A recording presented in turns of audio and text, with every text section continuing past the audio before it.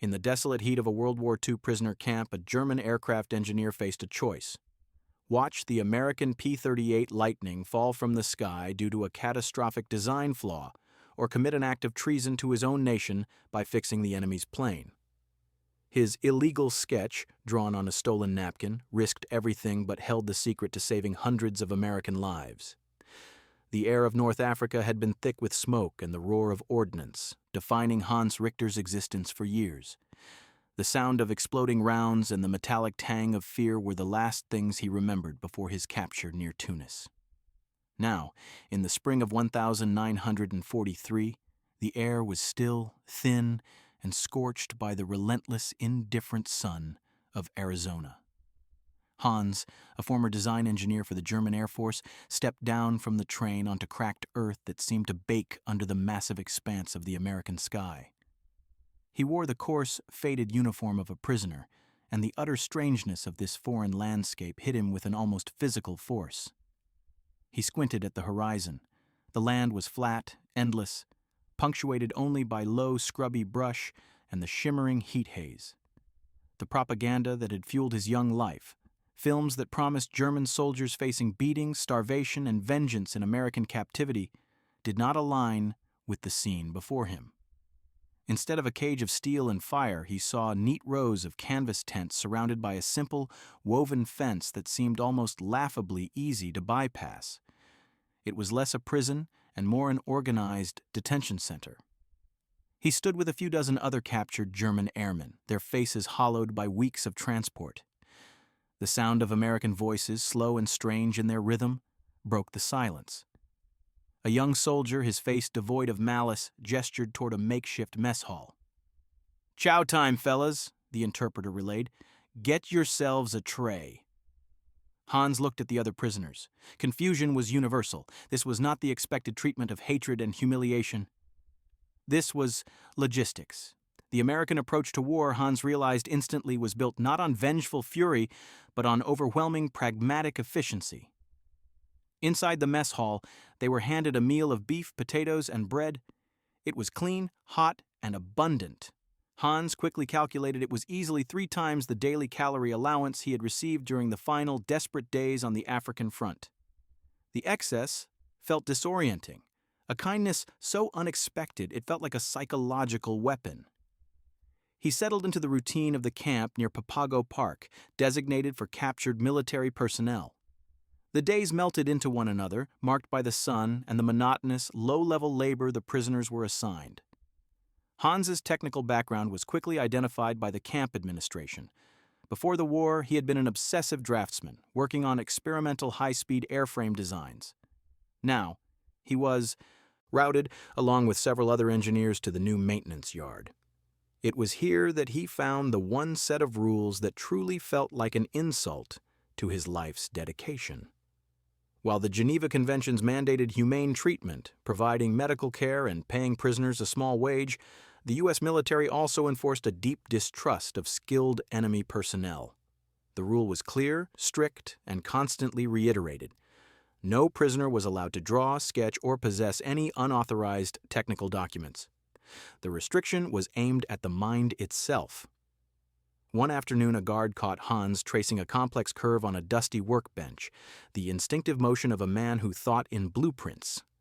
The guard, a stern man named Sergeant O'Connell, snapped, "No drawings, no planning. Your job is manual labor."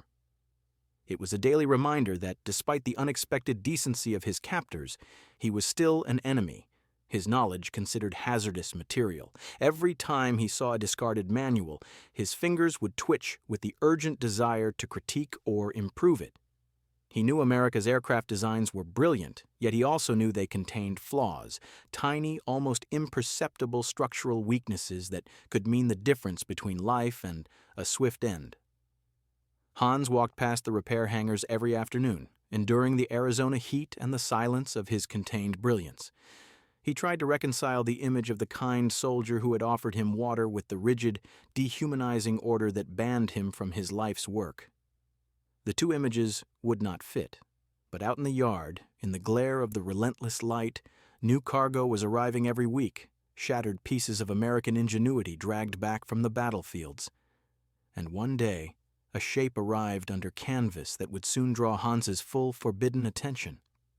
This new wreckage, shrouded and large, promised to hold a problem that only Hans's mind and his illegally suppressed technical ability could solve. The day the canvas came off, the air in the maintenance yard grew heavy with the silence of a colossal mechanical disaster. The scent of scorched oil and ozone hung heavy. It was a twin-boomed shape of polished aluminum, vast and menacing even in its ruin, the Lockheed P-38 Lightning. For Hans, the plane was not simply wreckage, it was a ghost of high altitude. He recognized the distinctive, almost insect-like profile immediately, having studied its performance envelopes in classified German documents. The P-38, nicknamed the Forked Tail Devil by the German forces, was one of the most feared Allied fighters, a sleek twin-engine marvel that boasted speed and range the Luftwaffe struggled to match. Yet this one sat bent, its massive wing fractured not by enemy fire, but by the stresses of a massive, uncontrollable high-speed plunge. The aircraft looked as if the atmosphere itself had wrestled it to the earth. Hans and the other prisoners were assigned the grim work of stripping salvageable parts, a task they performed with the distant professionalism of engineers. He moved slowly around the airframe, his fingers running over the cold, crumpled metal. He knew the P-38's secret, a flaw discussed in hushed, almost fearful tones among captured pilots. They were lost to physics in a vertical, unrecoverable plunge. This was due to a devastating technical phenomenon known as compressibility. The P-38 was so fast and streamlined that at high altitudes, when the pilot pushed the plane into a steep dive, the air flowing over the wing approached the speed of sound. This created a powerful, disruptive shock wave just above the wing's surface. That shock wave had the effect of rendering the elevators, the crucial control surfaces needed for pulling the nose up, totally useless, effectively locking the controls. The pilot would be trapped in a horrifying, accelerating descent. These planes didn't crash because of enemy rounds. They were lost to the unyielding laws of aerodynamics. As Hans observed the damage tracing the subtle buckling near the wing root, his engineer's brain began to function outside the confines of his prisoner status. The flaw was obvious to his trained eye. The problem wasn't the strength of the airframe, but the aerodynamic design of the wing in proximity to the control surfaces. The solution was blindingly simple, elegant, and had been missed by one of America's greatest aviation minds. It required a small adjustment, a subtle fairing, or a modification to disrupt the shock wave before it could paralyze the control system. The perfect, simple solution crystallizing in his mind brought a strange, almost physical ache. He was a prisoner. His expertise was forbidden. To offer this knowledge, to save the lives of the enemy he had sworn to fight, was an act of treason to the ideology that had defined his youth. Yet, to see the law of physics defied by a simple omission felt like a crime against the very truth he had dedicated his life to uncovering. He knelt beside the wing, pretending to clean grease. He stretched out his finger and began tracing the exact location of the solution in the dust, a tiny, precise arc that indicated the shape of the required modification. The pencil in his pocket felt like a loaded weapon. The moral dilemma was acute: serve his failed nation and maintain silence, or serve the higher authority of design and engineering itself. His engineer's instinct fully overwrote his political reality. The knowledge was etched in the dust. He had to find a way to get the information to the right person, a way that honored his oath to his craft without revealing his treachery. His heart hammered, not with fear of the guards, but with the terrifying urgency of a problem that demanded to be solved. The clock was ticking in the high-altitude skies over Europe, and Hans knew that every P-38 taking off was potentially flying into an invisible terminal trap. The man who oversaw the scrap heap was Lieutenant Miller, an engineering officer from Iowa.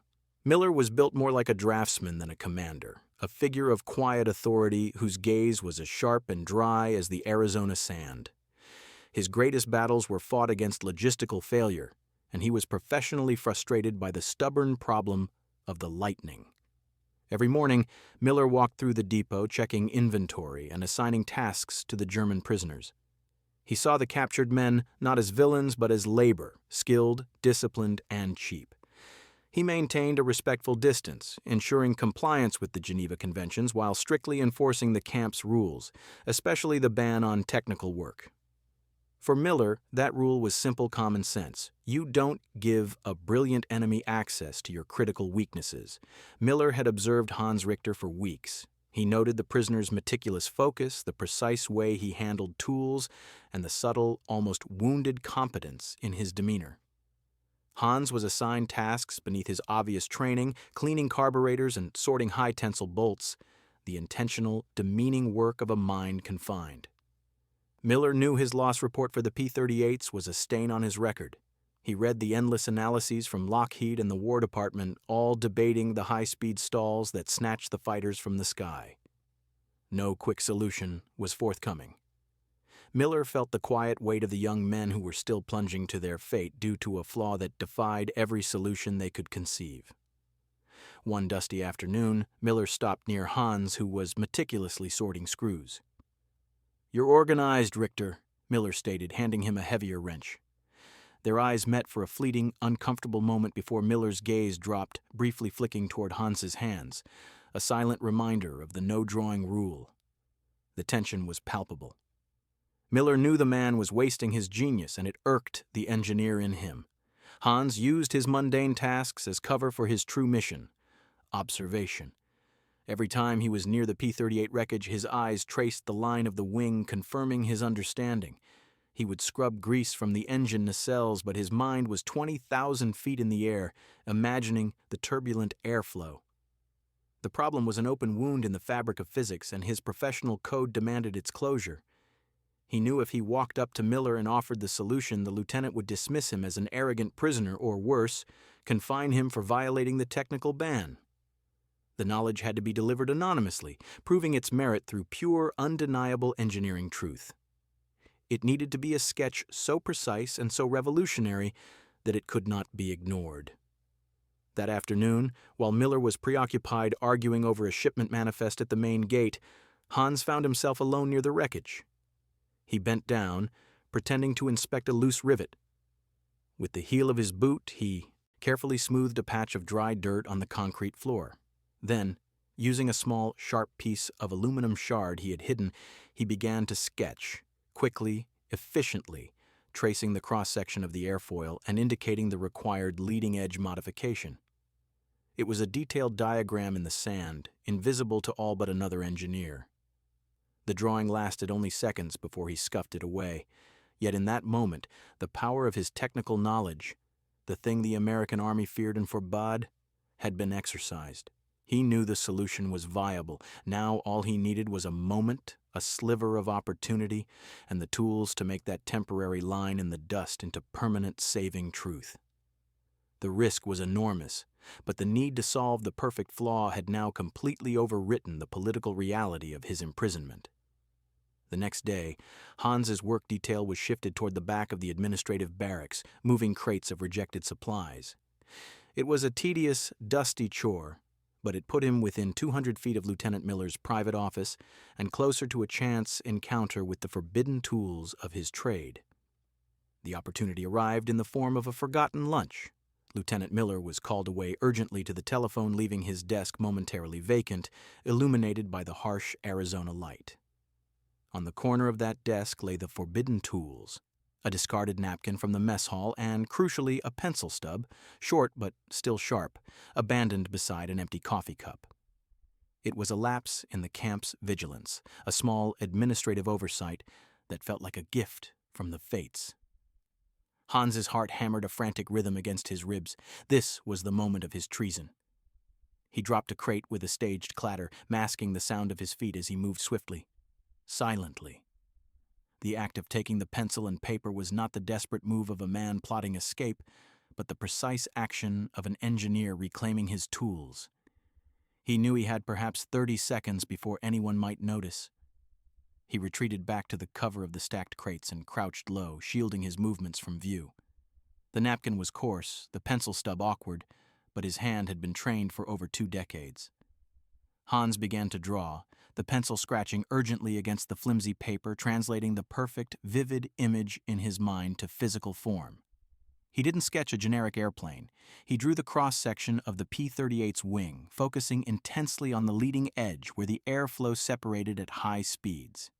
He labeled the diagram in a hybrid of precise international engineering notation and clear German, adding only the simplest text to convey the concept.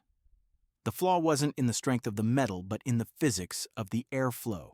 His solution was a small slotted fairing, a subtle aerodynamic modification that would delay the formation of the devastating pressure spike, restoring effectiveness to the elevator. Controls. The result, completed in less than 20 seconds, was a masterpiece of efficiency, a distillation of advanced fluid dynamics onto a piece of stained paper. It was a secret weapon, delivered not by sabotage, but by pure, undeniable science. This simple sketch, if discovered by the camp guards before it reached Miller, would be used as proof that he was an unrepentant spy. It would mean isolation, harsh penalties, and the end of his already tenuous freedom of movement. But for Hans, the risk felt necessary. The act of drawing was not one of war, but of professional duty, a commitment to the invisible laws of flight that demanded perfection. He folded the napkin into a tight square, the creases almost invisible. He felt a profound, cold sense of isolation. He was now a solitary agent, acting outside the boundaries of two warring nations. He had committed the forbidden act and could only wait for the consequences. The crinkle of the paper sounded like a gunshot in the silent yard as he tucked it away. The return of Miller's footsteps forced Hans to his senses. He slipped the tightly folded napkin into the one place he hoped would be overlooked, the cuff of a fresh, clean uniform shirt awaiting transport in a nearby laundry bag. The drawing was now gone from his possession, a piece of technical genius adrift in the mundane system of the camp. Now, all he could do was stand watch, his heart still echoing the rapid beats of the stolen time, wondering if his illegal knowledge would ever reach a mind capable of understanding its immense importance. The fate of the P-38 Lightning and the lives of the pilots who flew it now rested on a piece of used paper folded inside a stiff uniform shirt. Hans watched from the corner of the depot as the laundry bags were collected. The laundry service was one of the many small paradoxes of the American prisoner system. Meticulous sanitation applied to men expected to be chaotic. It was here, in the mundane path of cleanliness, that Hans had placed his offering. He watched the logistics truck rumble away, carrying the laundry toward the administrative center, and with it, the truth that could save American flyers. The tension was suffocating. Every hour that passed was a slow-motion descent toward either discovery and punishment or validation and salvation. Hans knew the rules governing contraband were severe. Any unauthorized document concerning enemy military hardware would be instantly flagged. He had relied on the low priority of internal logistics. Who inspects the pocket of a discarded shirt cuff on a Tuesday afternoon? For 2 days, Lieutenant Miller continued his routine, his face etched with weariness. Hans watched him, trying to read any sign that might indicate the discovery of the napkin. Miller was an engineer, and Hans knew that the elegance of the proposed solution would demand a reaction, whether astonishment or fury.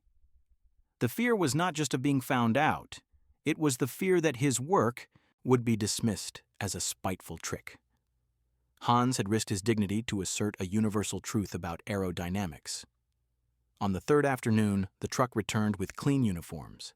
Hans was instructed to help unload. A uniformed guard approached the laundry, quickly ran a hand along a shirt, and moved on, missing the cuff entirely. Hans searched and found the shirt. The napkin was gone. The delivery was successful. The burden had shifted from the German engineer to the American officer. Now, it was Miller's turn to face the dilemma. Trust the illegal, anonymous advice of a captive or watch his pilots continue to vanish.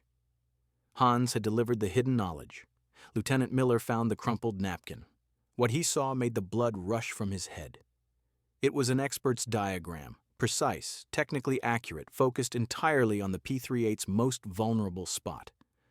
The problem that had stumped American engineers had been solved by an anonymous captive enemy. Miller recognized the source, the quiet engineer, Hans Richter. The dilemma was instant. This was enemy intelligence. He should seize it. But the technical truth radiating from the napkin was undeniable. Miller locked his office door. The sketch proposed an elegant, simple modification. Miller realized he held a profound secret. He could not credit a prisoner. Yet he could not ignore a fix that would save his pilots. His duty to the war was colliding with his duty to the safety of the men under his command. He carefully copied the design onto official American stationery, omitting the German notation and the napkin's origin. He destroyed the original sketch, burning it in his waste bin. He was betting his career on the universal authority of good engineering. That evening, a coded high-priority telegram was sent from the remote Arizona camp, addressing the simple, novel aerodynamic solution for the P-38's high-speed stall problem. The quiet truth of the sketch was now on its way to the American war machine. Miller could only wait, watching the skies. The test was arranged with secrecy. The modified P-38, with its subtle 2-inch metal fairings, stood gleaming on a remote California runway. Lieutenant Miller was present. The test pilot, Major Denton, knew the dive stole control, leaving the pilot with the desperate knowledge of an impending end. The P-38 taxied out. Hans Richter, in Arizona, was unaware of the gamble. At 30,000 feet, Major Denton pushed the nose down. The P-38 began its terrifying acceleration. He knew the terrifying lack of resistance that usually accompanied this speed. As the speed passed 500 miles per hour, he felt the subtle, firm pressure of the elevators responding. He shoved the stick back. The plane obediently began to pull out of the dive. The deadly ghost of high altitude had been defeated. Major Denton leveled the plane. The modification, simple and clean, had worked flawlessly. Miller watched. The P-38 returned, performing a low pass. It was a victory won not by air combat, but by intellectual honesty. The technical truth had saved the day. Hans Richter's forbidden sketch had just bought hundreds of American pilots a guaranteed ticket back home. The news arrived in Arizona with the chill of high-level secrecy. Miller returned with a quiet promotion. Hans noticed Miller was more distant, burdened by hidden knowledge. The test flight had worked. Hans knew it. The illegal sketch had been officially validated. Miller received a promotion, but Hans received a sentence. A clean desk, better tools, and unrelenting surveillance. Hans and 3 other German technicians were pulled from the labor pool and assigned to an isolated corner. Their new job was component analysis and drafting. Hans was given proper drafting tools. The work was meticulously controlled. This was the unstated trade-off. The Americans used and owned his forbidden genius. He accepted the terms. The chance to work on a beautiful, complex problem was its own currency. He occasionally found himself staring at a wing section he knew had been modified according to his solution. No one mentioned it, but the evidence was flying high in the sky, saving lives. The greatest irony was his stricter surveillance, but his mind had never felt so liberated. He had elevated his craft beyond the war. The isolation of Hans's dedicated drafting corner was absolute, yet the silence was one of focused labor. One crisp morning, Hans arrived at his desk to find a small, peculiar object, a Staedtler Mars lumograph pencil, a drafting instrument of exceptional quality. It was the unspoken acknowledgement. The pencil was a symbol of a free man and an esteemed engineer. Lieutenant Miller walked past moments later. He gave the smallest, almost imperceptible nod. In that tiny gesture, Hans heard the full repayment of the moral debt. I know. I value your genius. The pencil was a symbol of mutual professional respect, an agreement that the laws of physics were higher than any allegiance. Hans placed the pencil behind his ear and began his work. Weeks turned into months. News from the front was grim for Germany. Then came the day the work stopped. Lieutenant Miller walked in. "Richter," he said, "the war is over. Germany has surrendered." The 4 German engineers looked at each other in stunned, quiet disbelief. The war had vanished. As Hans packed his belongings, the only thing he took was the small yellow pencil. It was tangible evidence of his worth. He left the compound carrying the pencil, the unspoken acknowledgement, and a secret that had saved his enemies. The journey back across the Atlantic was slow. When Hans Richter finally stepped onto the rubble-strewn docks of a German port in the winter of 1946, the cold reality of defeat struck hard. His break came 18 months after his return. The Allied occupation forces began interviewing technical experts. Hans was called in. An American officer, Major Harrison, confirmed his time in Arizona. Harrison smiled. "We heard stories. Seems you fellows were more useful than expected." Harrison made a call to the civil aviation sector. Hans was on a path to use his expertise again, a delayed second part of Lieutenant Miller's repayment. Hans found employment. His career soared.